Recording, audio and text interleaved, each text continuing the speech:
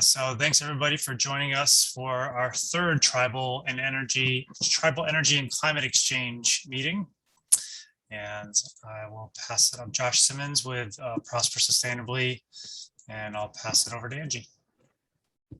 Hi everybody, I'm Angie Hacker, also with Prosper Sustainably. It's nice to see so many of you again. This is our third meeting, same purpose though. So we're really here to try to pull together folks that are in your position, tribal serving, energy and climate practitioners, working on your energy and climate goals, just helping you to connect regularly to exchange knowledge on tribal energy, clean energy and adaptation.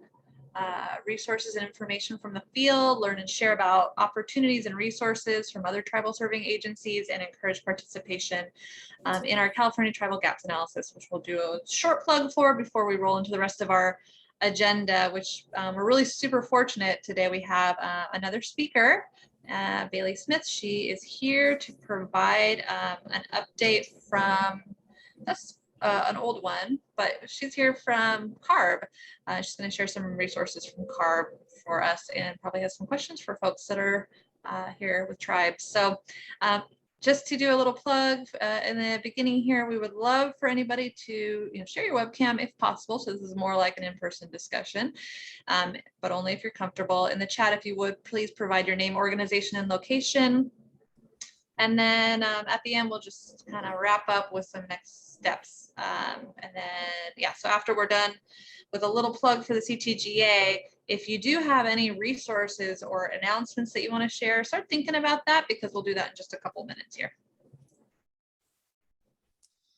Okay, all right, so just as a reminder, this project, the CTGA, California Tribal Gap Analysis, is being funded by the Energy Commission and Strategic Growth Council, being led by Prosper Sustainably, and we are seeking to identify tribes' priorities, needs, and barriers in the areas of clean energy and climate change adaptation and resilience, and through that identification of those priorities, needs, and barriers, provide recommendations to the state for future programs, funding, technical assistance, and other support that will help address tribes' needs in the areas of energy and climate change. And this will be addressed primarily through tribal input through the questionnaire. So the questionnaire is a very key important aspect of this. We have a questionnaire going on right now.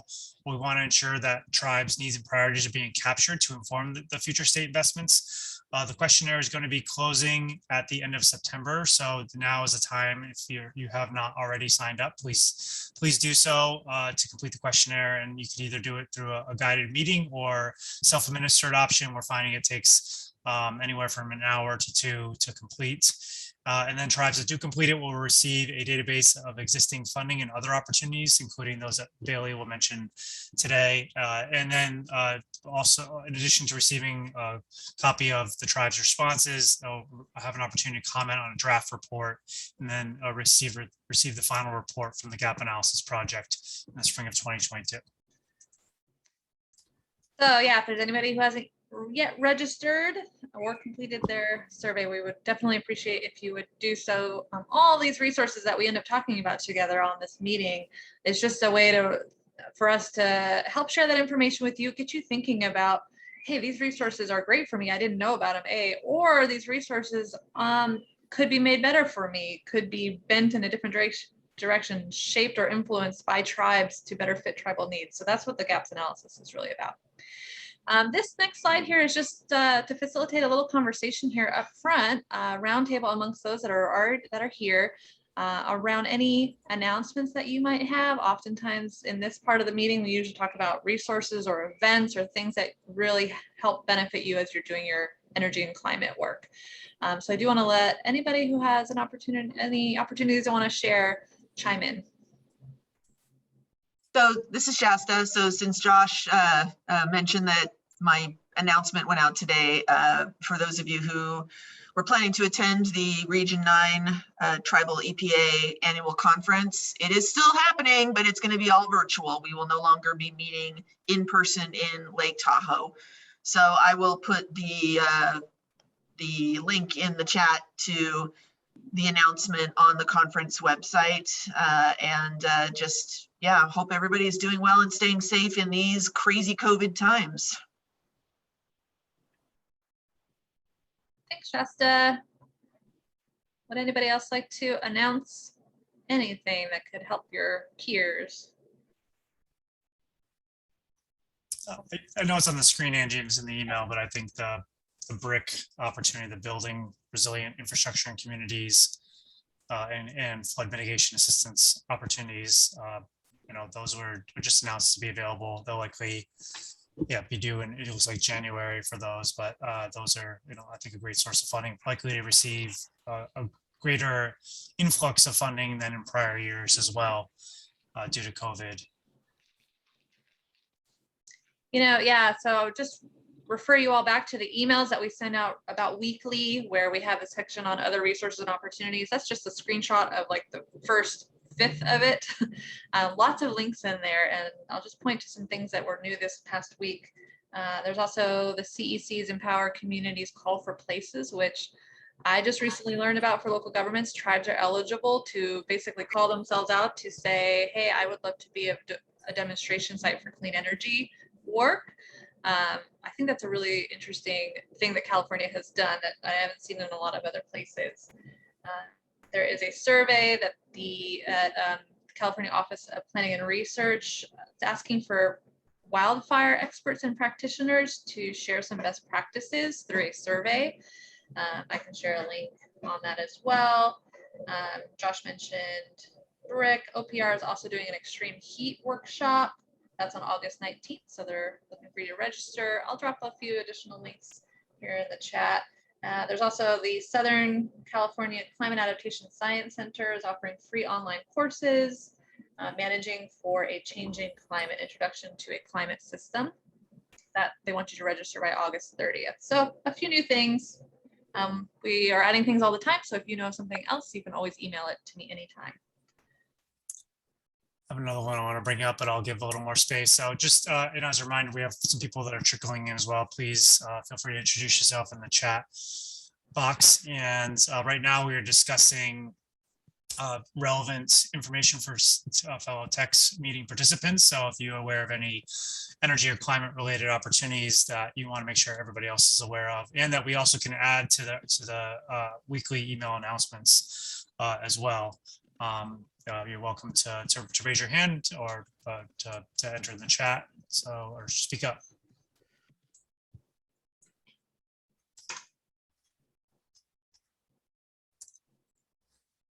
The one I did want to raise was the Building Back Better Communities Challenge, the EDA one. And so, I've had some initial discussions with Shasta and some representatives of other tribes we're working with in Southern California in particular about some consortium focused project in the areas of energy and climate in particular, for some broader major workforce development, entrepreneurial type projects, implementation projects in these areas as well as some planning. So, if you would be interested in being a part of that, then reach out to us if you're just interested in learning more. But we're going to flesh out the concept and the idea and whether and how to pursue it soon. But I just want to kind of at least have a little bit of a teaser out there. But that's the EDA, Build Back Better, Build Back Better Communities, I believe. Build Back Better, More Resilient Communities. And there's a lot of money coming through. There's a concept paper due at the end of October, and then which would be for $500,000 for technical assistance, and then I think anywhere from $25 to $100 million for a wide range of initiatives.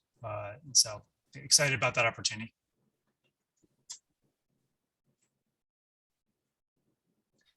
All right.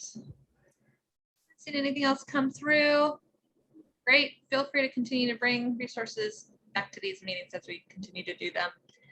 Josh, I think you can move to the next slide. Okay, so now we'll move on to our featured discussion today.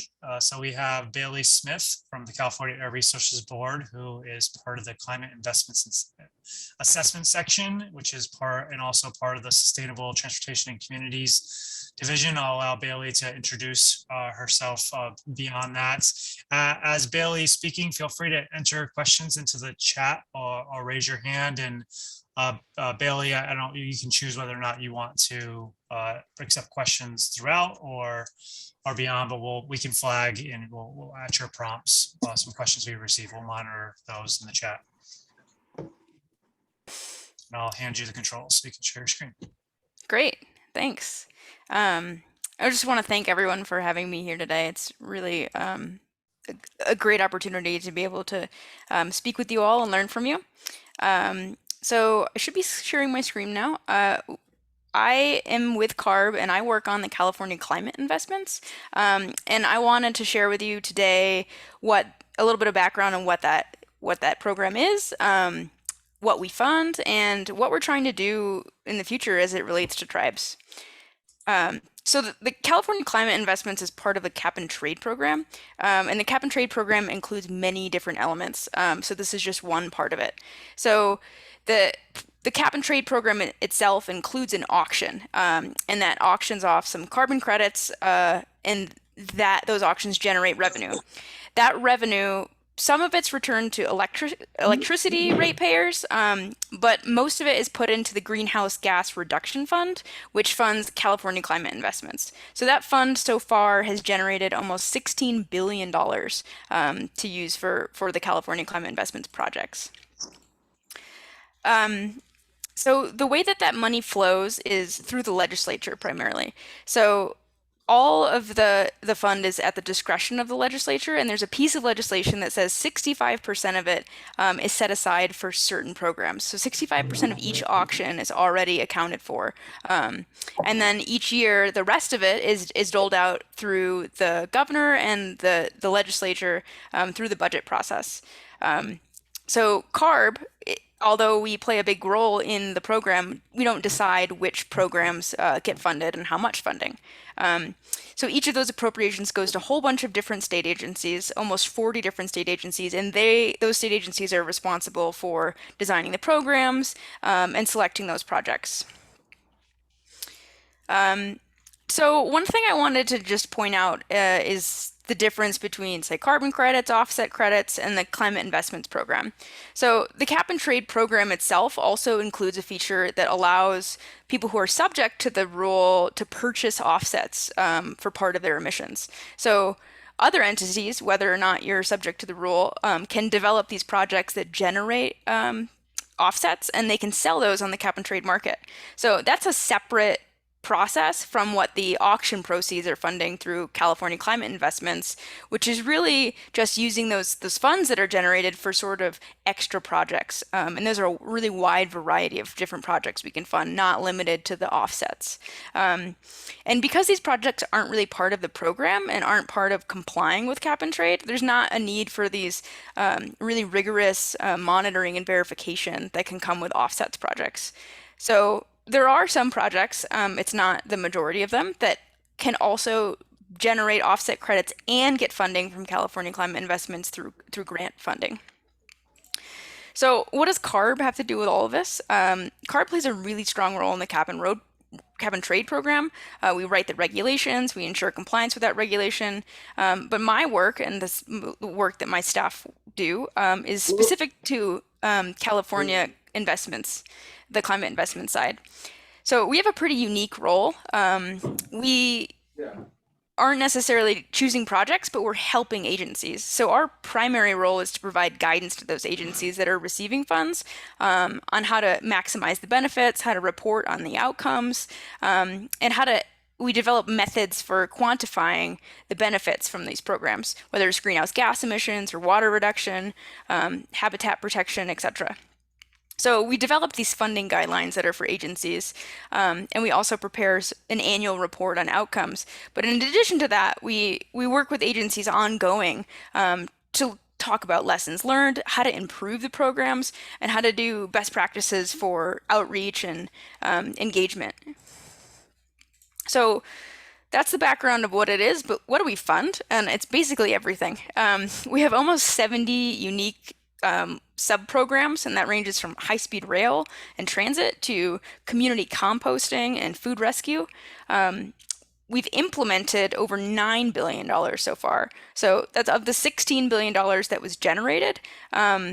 we're constantly getting new appropriations to spend the remainder of that funds and new incoming funds to get, those funds out the door. So this slide just shows a few of the estimated benefits that will happen from that $9 billion we've spent so far. We've done natural and working lands projects on over 500,000 acres. And another stat would be over 100,000 homes have been retrofitted with energy efficiency. So those are some cool, diverse projects that we're working on. And I guess a question for you, you can drop in the chat or raise your hand, is if you or anyone you know is actually involved in any California Climate Investments program, if you've heard of any of these programs, or if there's any project types that you're particularly interested in.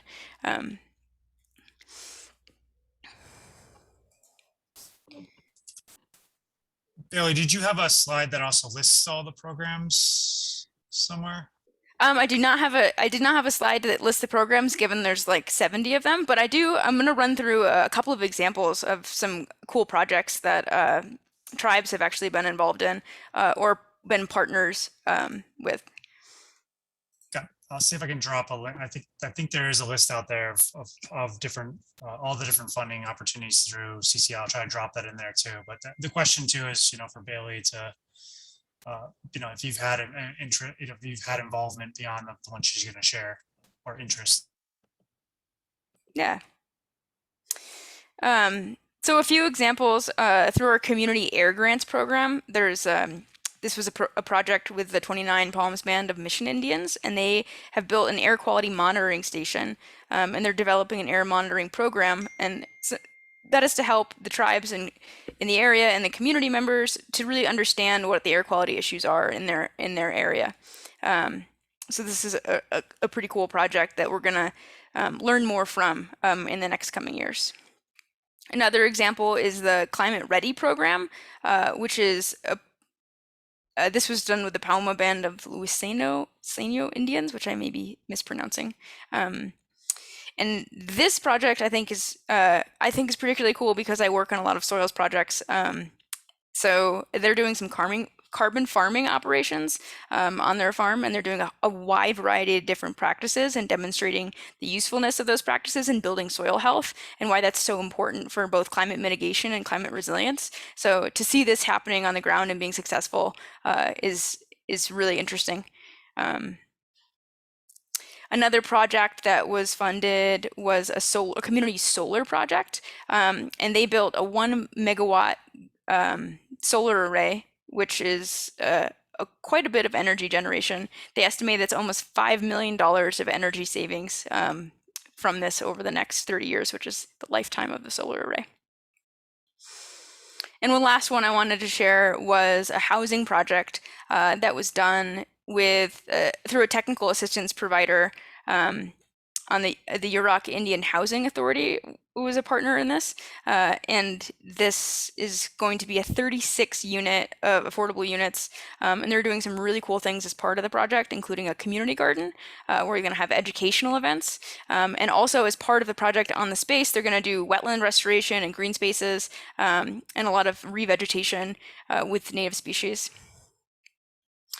So those are a few that I had to share, but if you know of any projects from CCI that you've heard of, I would love to hear examples of what is happening on the ground or anything. So Bailey, we first of all, we Tom Jordan said that, in terms of what they would like to see funded, there's alternative clean energy production. And then we have, and Tom, you can feel free to raise your hand if you want to elaborate on that a bit more. And it sounds like, they're at least with one of the examples with the solar, that's one funding opportunity. And then two questions were raised. How do people apply for these kinds of funds? Are there programmatic funds, or is it more project based? So to answer a couple of those questions, the alternative clean energy production is definitely something we're working on through a variety of programs. One thing we're looking at that's really popular with a couple of programs is utilizing biomass and ag waste for energy, which is pretty interesting. So there are programs that do fund that. As far Can you as health, specify? I actually know that is of particular interest to Tom.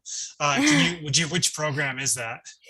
so our Healthy Soils program has been doing some projects that have a nexus to, like, one good example would be like walnuts. They take walnut shells and then they produce cogeneration on site for walnut shell drying, and then they use that electricity on site as well. So they're using the heat and the energy, which is kind of like this closed loop system.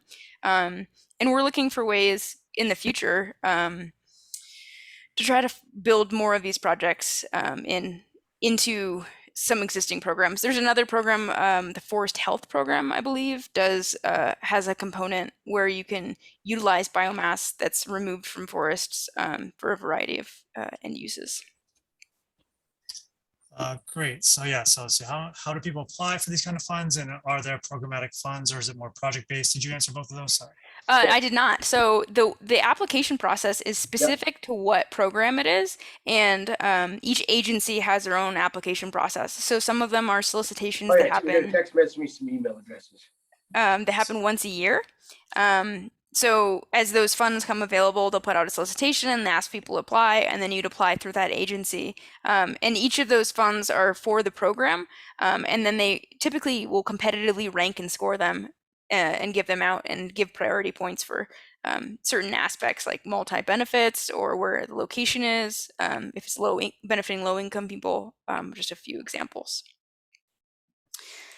There was a last question of any non-federally recognized tribes benefited from these programs. And that's a really tricky question for us to answer. And I would love to hear how we could do better about this, because when we get applications, pretty much all we see is the name of who got the funding and what the project, a short description of what the project is. So we have a hard time knowing if people who are benefiting or partnering as part of these are federally recognized or non-federally recognized tribes. So it's, especially when there's projects that are going to individuals, we have a hard time. Say this individual is located, in an area that is, say, under trust. We don't know necessarily that it's benefiting tribes. So it's a hard analysis for us to do. But I'd love to hear if there are non-federally recognized tribes that have gotten funding, but it's hard for us to figure that out based on the data we collect. I'll just speak to my awareness of how non-federally recognized tribes are organized. I guess I've only seen them organized as nonprofits, so I think it would probably come down to nonprofit eligibility, but I would be interested if there are other means or I really, first and foremost, it comes down to organizational eligibility. So some specifically mention federally recognized tribes, some mention nonprofit organizations. Are there other options for tribes tribes would want to consider applying through? And I'll just put that out there to the group.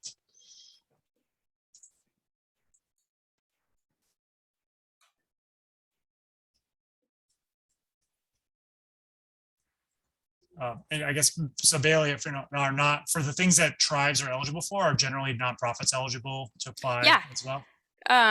Eligibility ranges based on the type of program, but most programs are eligible for nonprofits.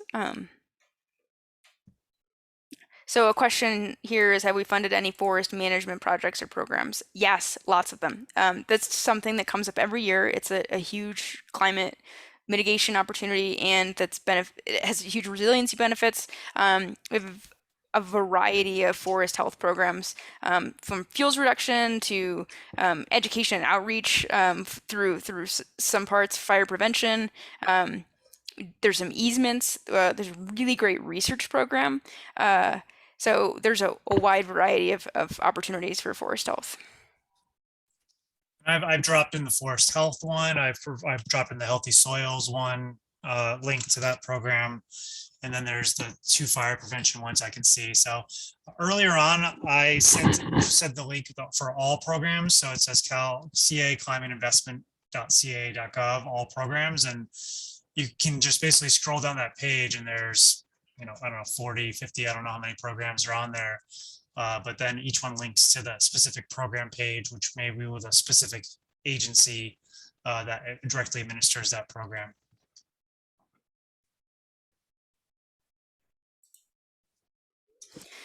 So I'm gonna transition to, and feel free to keep asking questions. I do see one more. So Tom mentioned they have a PPA with a walnut processing plant used to use walnut shells to generate energy back to the plant. Just need funding. Where do we go? And that was the one you mentioned was this with healthy soils was an option. That program funds on-farm practices, and sometimes those are in conjunction with like whole orchard recycling. So we don't have a specific fund, specific project type right now that funds what he's describing. But there are opportunities to partner and link with other projects. And this is a really good thing to keep in mind as we talk to agencies about what types of good projects are out there. Okay. So next I really wanted to talk about how we can improve. We've done really exciting work thus far, but we really are looking to just do better. So I just listed a few key goals that we're working to achieve in the coming years. We'd like to see more project funding go to tribes or have partnerships with tribes. We'd like to see identify and remove the barriers for tribes participating, whether that's a legal barrier or like the application processes being cumbersome. We'd like to do a better job of educating state agencies on tribal issues. And also we'd like to see more programs offer projects that the tribes want, that tribes need, and that they can access. So the example in the chat was one of those things. But I wanted to ask the group here, what other goals do you think that we should be working towards as we're implementing this big suite of investment incentive programs?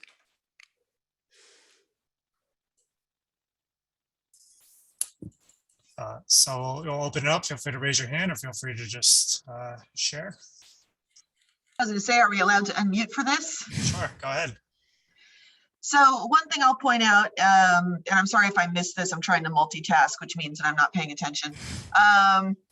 But the barriers for tribes, I think one of the big barriers, under bullet 3 there, is just that there's a time barrier. We don't have a lot of time. And so if there were the opportunity for, some technical assistance in developing grants and some of the just the background work on that, I understand that tribes have to submit their own grant proposals, but if you don't have the time to really devote to doing it right, then your chances of getting funded are not as great. So that's something I would like to see, is some technical assistance that's available on a timely basis to help with developing proposals. Thanks for that. It's a great suggestion and something we hear a lot. Yeah, feel free to continue, just unmute yourself and raise your hands or enter stuff in the chat as well. I see here programmatic support beyond projects was another suggestion. Sounds like technical assistance generally. Is that something you all are considering, Bailey? Yeah, so there is a specific set aside for technical assistance as a standalone program. And that's one component, but we also encourage every single program to provide technical assistance, and a lot of them are doing a pretty good job. So there's usually, for a lot of these programs, there is technical assistance available. That timing issue is a big one, and the planning in advance. Like, you have to be ready with the project to have a technical assistance provider help you with at the time of solicitation. So it is something that we're working towards, that we can definitely do better at, and I think that that timing component is a really good point. I want to say something else just because I'm reading the chats. Marisa Sullivan mentioned that the NAHC provides a consultation list. I would also recommend that you develop your own tribal consultation list. The NAHC's list can be a little bit more focused on cultural resource issues, and it oftentimes has individuals on it and not necessarily the tribal government, the tribal leaders, or the staff contacts that you want. And just as a general purpose thing, the state of California should have a list that any agency can use. It's ridiculous that every agency needs to develop its own contact list. I don't know why. I see Marisa's, she's got her hand up and she's nodding. So I'm gonna, you know what? Let me put it over to you because that's your comment I'm commenting on. So it feels very meta. You go. Thank you, Shasta. Yeah, that's definitely, I was nodding. Not only, well, that kind of was going to bring my question, which was improving the state agency's understanding of tribes. Yes. Which state agency are you referring to?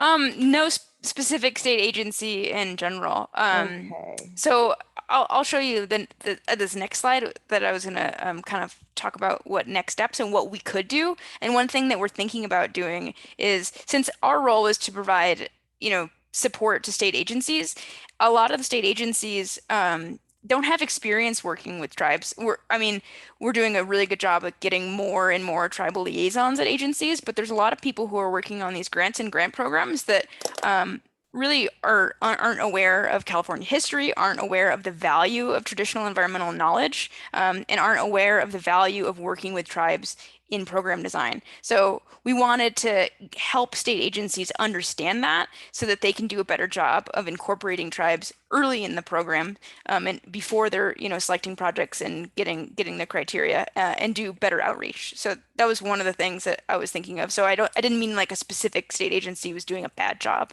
I just think that we could all learn more. Do you have a tribal agency, a liaison, and do you have a tribal liaison?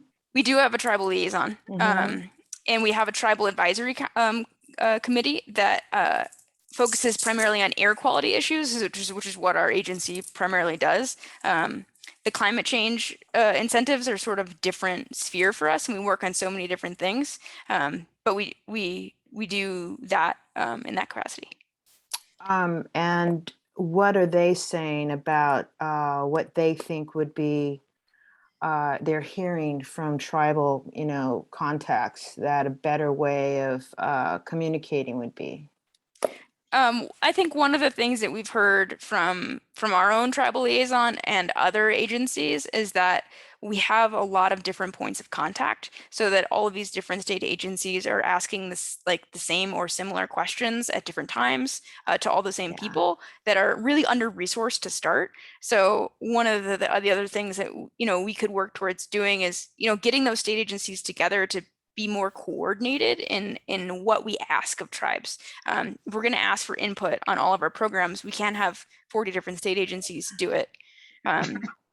Yeah, especially when they're asking that from one person sometimes. Would that be you? Yeah. So yeah, I'm a kind of an example of a small, we don't have the capacity or the framework to we're a landless, indigenous tribe.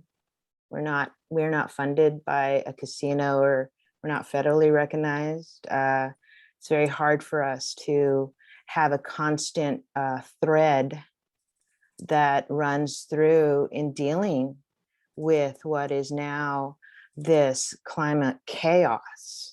And it's really distressing to me, because there seems to be a massive amount of money and programs that are being stood up, that are being in a framework. There's plenty of people who are trying to provide resources and assistance, and there's a huge disconnect of what's available and what you guys are trying to do, and then how does it actually get implemented with a tribe like mine, which is, I'm in the Santa Barbara, we go from San Luis Obispo, Santa Barbara primarily, and then down to the Malibu area, Channel Islands, and inland to what would be like the Kern Valley. And most of our people don't live in their ancestral lands because it was Santa Barbara. And I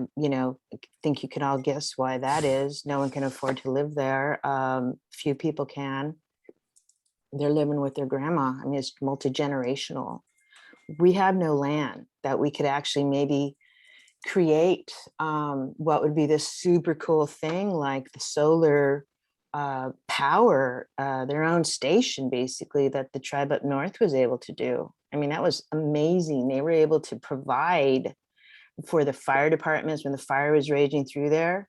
It's amazing that some people are able to do that, but I'm glad for them that they can do that. I wish that there was a little piece of land around here that we could start creating some kind of land base like that, where people could go in the event of these fires and these power outages, these rolling power outages that are happening, we have no control over. And water is a huge concern of mine, the source of what the water we're going to be getting.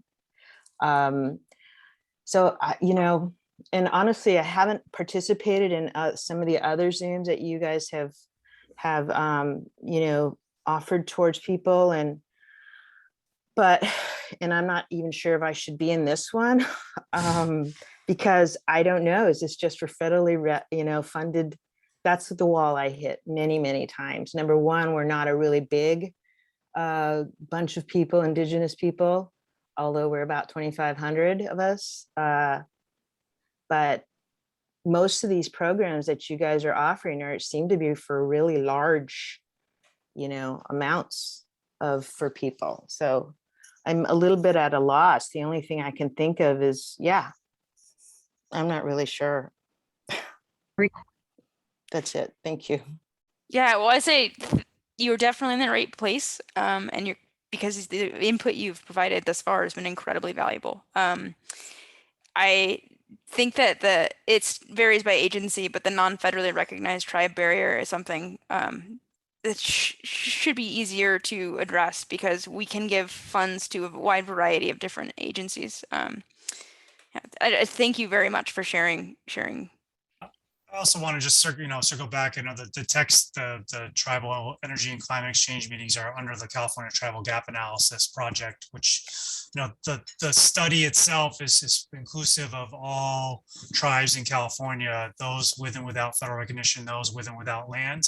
And so we are really seeking to, you know, we're trying to bridge. Part of this project is to create greater collaboration, not just between tribes and California agencies, but also create greater collaboration between agencies as well. So by having these meetings, inviting the different agencies here to share what they're doing, you know, we're trying to bring a variety of voices and a variety of issues to the forefront too.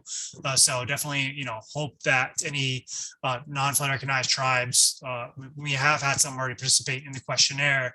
You know, the more participation we get in that, the more we're going to have tribes saying some of the same things about the ability to access and work, you know, these programs, work with the state in this way. You know, there's gonna be some uniqueness, which we'll be able to highlight, and there'll be some, you know, some things that happen over and over again that hopefully will then, through this network we're developing, we'll be able to put it directly in the hands of these agencies that are trying to work with tribes, and hopefully work with Bailey and CARB and some of these agencies to create greater collaboration between all the agencies so that, you know, they can address these needs.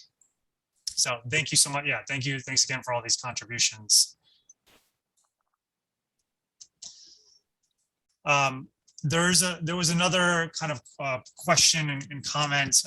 You know, so Colleen shared that, you know, clear, simple reporting requirements that are standardized across programs or grants would be valuable.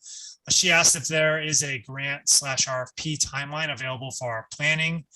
She mentions that they have to take every proposal through tribal council, who meets once or twice per month for their approval. So the timelines are often very tight.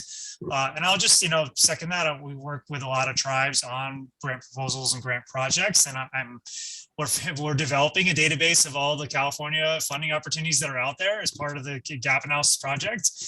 And there, you know, just the CCI programs in general, it's like I working in this space, I can't fully wrap my head around all the programs that are available. And I know that it varies from year to year, but it'd be almost great to have a timeline at least that shows what it was from prior years to get a sense of when the future funding opportunities may be available as well. not just a list of the programs, but generally the timelines with which they at least have been released in the past.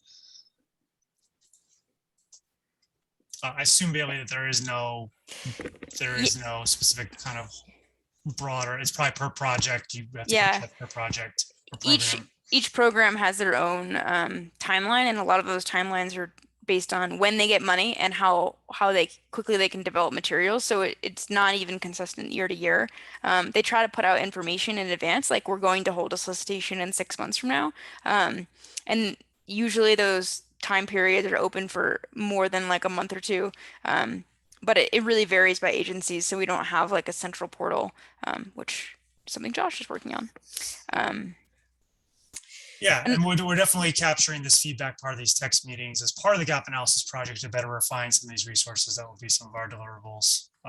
Tom also mentioned Scotts Valley is also landless, has no ability to generate equity. They just have a great opportunity if they can just receive the startup capital. Colleen shared, it would be great to have a sustained, reliable income from CCI for long-term indigenous adaptive land management / stewardship programs with clear, simple reporting requirements. And that's a really great comment, and that's something we struggle with across all programs, because the way that the program is structured is every single year the legislator gets to decide what gets funding. So it's a single year of funding, and it's not necessarily the same every year. So it's really hard to say, we got funding this year, so we're going to give funding to you every year for the next 10 years, because we don't even know if we're going to get funding. And because it's so variable and based on the political climate, it's really hard to commit long-term funding. So where we have opportunities to do that startup capital or to do like individual projects is where we're trying to apply this money, since we don't necessarily have the ability to do long-term commitments, given that it's just, an annual process. Maybe there could be some, more capacity building focused programs that just allow tribes to develop the kind of capacity to be able to be, it is a revolving door of funding opportunities, but sometimes you get that initial seed funding and develop that capacity, and you can actually stay on top of it, and be ready to apply for the newer funding opportunities, with the new spins and go in the new directions. Whereas if you don't have that capacity, you're always, thinly resourced and stretched thin and very reactive. And Marisa has her hand up again. Go ahead, Marisa. Thank you. I have a question and then a comment. Question, I kind of missed the top of the meeting. I wonder, is your major source of funding the carbon credit program? It's the cap and trade program, which is a little bit different than the offsets. So the carbon credit program, there are companies, there are entities that develop projects that generate offset credits, and they can sell those. And that's different. Those are different projects. This is part of the same cap and trade program, but taking basically carbon credits that are auctioned off and using that money to fund projects. Yeah, I'm slightly a little bit tiny familiar with that part of things in terms of funding and where it comes from. So that's to say, it's just all about companies that are able to, that seems like such a weird, murky field. It's weird to me, where people get credit for maybe not taking an airplane ride or they can buy their car, as a common person. And then there's this larger view of it, which are these large corporations who are doing this. And then there seems to be some kind of like, for lack of a better term, stock traders or whatever, trade people who do that, as far as it's a form of currency. That's, I believe, if and you're welcome to correct me on my very limited understanding, but if you can comment on that, and then I'm going to comment on the other thing I wanted to. Yeah, if you're not understanding it correctly, you are in the same boat as just about everybody else. It is really complicated. And to further complicate things, the offset program that's part of the cap and trade program is about complying with cap and trade, and there's only 6 types of projects you can do, and they're really rigorous. It's forest projects, livestock projects, there's a rice protocol, so that's really limited. There are voluntary markets, and that's where you see, hey, buy an airplane ticket and pay an extra $1 and will make the world a better place because you're emitting emissions. Those voluntary offsets are a sort of a different market where people buy and sell their whatever they determine is the value of offsetting their carbon credits, and that is even yet a different market. This offset market is pretty limited, and it's really rigorous, and it's pretty hard to get projects that meet all the requirements according to our very specific protocols, which is one of the reasons why there's this opportunity for California climate investments, where we're just trying to get funds to do things that reduce emissions without, assigning to necessarily a value to whatever the carbon benefit is of that project. All right, thank you. And I appreciate that slide. That's good. So then with a comment I was going to make, or I guess I was going to follow up on some of the things that have been said, and what I get a lot from in many of the things that Zooms I've been attending, specifically for there seems to be an uptick in the state of California to reach out to the indigenous communities to include them. I've been sensing that a little bit more, just to tell you. And so it's just this thing that's kind of happening. And so what I kind of keep coming around to is the fact that, the people that I represent do continuously hit a wall on being able to see something through. Going back to what Josh said earlier, I think it was Josh who mentioned that, depending on how, the capacity within that particular tribe, and we don't, and anyways, it just depends on who's there and who can do it. And, because, especially in my particular case, we've lost 4 of our elders in the last 6 months. And it's hard, and then we've got, it's hard for everybody. I know that, but, we keep trying to keep things going, and it's just difficult because we just don't have anything to particularly land on, and I say land on, I just meant like this current that can support us through. So I'm saying this because I wish that somebody would come up with a way to provide. I know it's a daunting, but I know there are some tribes and some nonprofit organizations, native led, that have been able to do this, that have some kind of constant training program that speaks to the resources here in California, both coastal and inland, and just provides a constant, I guess is what I want to say. That's just what I keep saying over and over again. And that's certainly what is my problem. I'm going to be looking into the Scotts Valley one, the tribe that you just mentioned, and I believe it was referred to as something that they were able to provide, were able to participate from these programs and receive something. But so I think I've talked enough about that. I think you guys get what I'm saying. I'd love it. I would love it if we had some way that we could say to young people in my group that, hey, this is a program that you could be trained in. We not only have what would be, let's say, monitors and, the people that need to go out and do the ground proofing of things, ground truthing. I think there's also the whole aspect of the grant writing, which is a monumental thing as it is as well. There's just, there's just a lot of things that, some key things that could provide support. And yes, it seems to be year to year. I understand that. But I wish there was some way that there was just this framework that was, could just kind of carry through and not always just be subject to the political whims that we all are these days. Thank you. a comment too. One of the metrics that you're probably looking at too, it wasn't on your list, it's just dollar amounts attributed to tribes. I think that'd be useful to know about, even for our tribal gaps analysis, if you had that level of information, or actually any information on the metrics that you showed would be helpful for us. And I'm thinking about, in terms of dollar amounts, whether or not you see the legislature or CCI administrators having a separate tribal set aside, a proportion dictated at the top levels that has to go to tribes, the same way that a certain percentage of CCI revenues have to go towards DACs, which there's obviously confusion around whether or not tribes they're not currently considered DACs.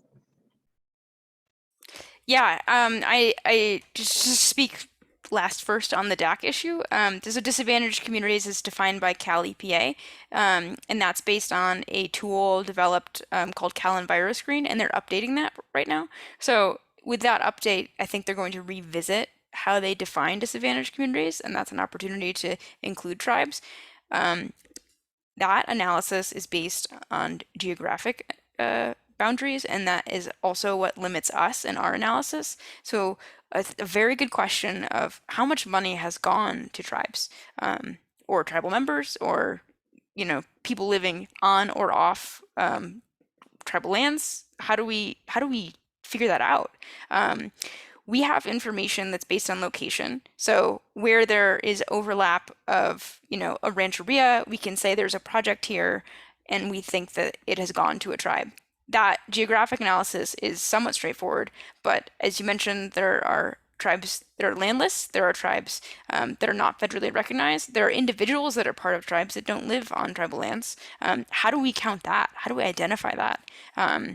That's something that we struggle with when trying to figure out that number of, what have we done? Where has this money gone? And then any insights on whether or not, so it sounds like you think DACs will include tribes and that will solve it, but there wouldn't be a separate set aside for tribe. I don't know the answer to either of those questions. Really not Okay. Being part of that update. I would think that there's going to be a better incorporation of tribes in the definition, and that would mean that a certain percentage of the funds is currently targeted towards disadvantaged communities. So if tribes were part of that, they would be prioritized in that disadvantaged community category. It would take new legislation to have a new set aside, which isn't something that happens that often, but also not something that we have much control over. So those are made at the legislative level, not, so I know like the CEC has tribal set asides for, let's say under the EPIC program, the EPIC grants, not all of them. So to me, and again, I'm not actually sure how that decision is made. It almost like it's like programmatic or even per funding opportunity that they're making it almost even at a staff level, or probably higher, but than that, but not necessarily the legislative level. But so in the CCI programs, it's just it's the legislation down that dictates whether or not there's a set aside and how that set aside is broken up. It's not being done at a per program level at all. A little bit of both. So as an CCI as a whole, that's set by legislation that says X% to here. So CARB says we need to get the whole program to get these. Each individual program should be targeting as well. Each individual program then says, okay, in order to meet the entire goal, we need to set 100% to low income communities or some other target. Each individual program has the discretion to set their own set asides. So that is something that could be incorporated at the program level. Okay. Marisa? Bailey, you mentioned it's decided by legislature. Is that like a specific committee? It was a piece of law that was passed.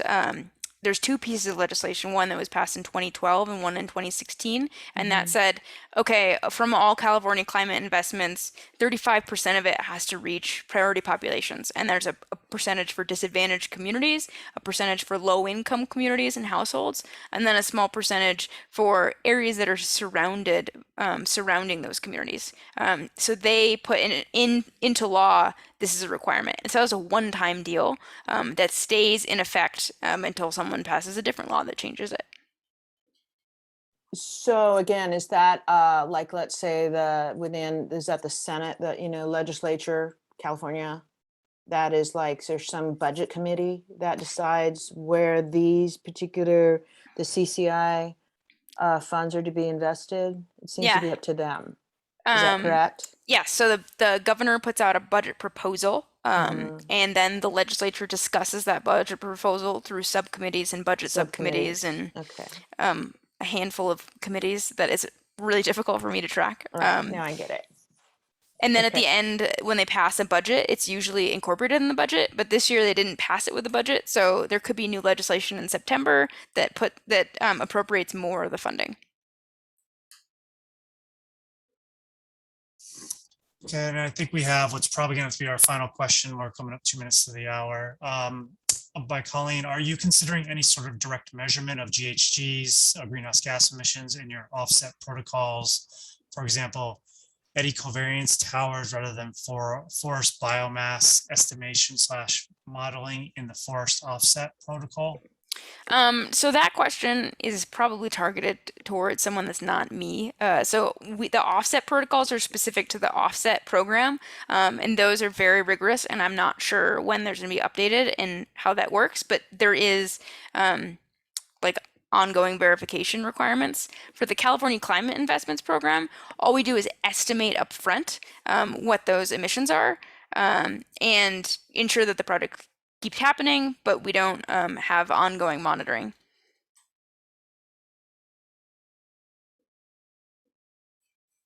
Josh, I think you're muted. Yeah. Oh, great. Well, I really want to thank you, Bailey, for presenting, being here today, and we'll share your slides at the end. We're probably actually going to start. We'll send around. We were considering posting these recordings. You can email us if you have any objection to posting recordings of these meetings or not. We had not posted ones in the past. We were considering putting them up. But anyways, we're really excited. We have our next speaker, our next meeting on September 7th from 11 to 12. And I believe they're going to be focused on 2 of the CCI programs. So Strategic Growth Council, as of right now, is lined up to talk about their Affordable Housing Sustainable Communities program and also their TCC, Transformative Climate Communities program as well, and how tribes, they want to get tribes more engaged in these programs and utilizing these as well. So if you have any future topics, future speakers, future agencies you want to hear from, please email me. We're also hearing you about your grant writing. We're planning on having the September, I believe the 2 weeks after that, September 21st is going to be focused on grant writing. So providing some grant writing resources and providing sharing the database, the grants database that we're developing where it stands at that point as well. So thanks again, everybody, for participating. We hope to see you at next meeting.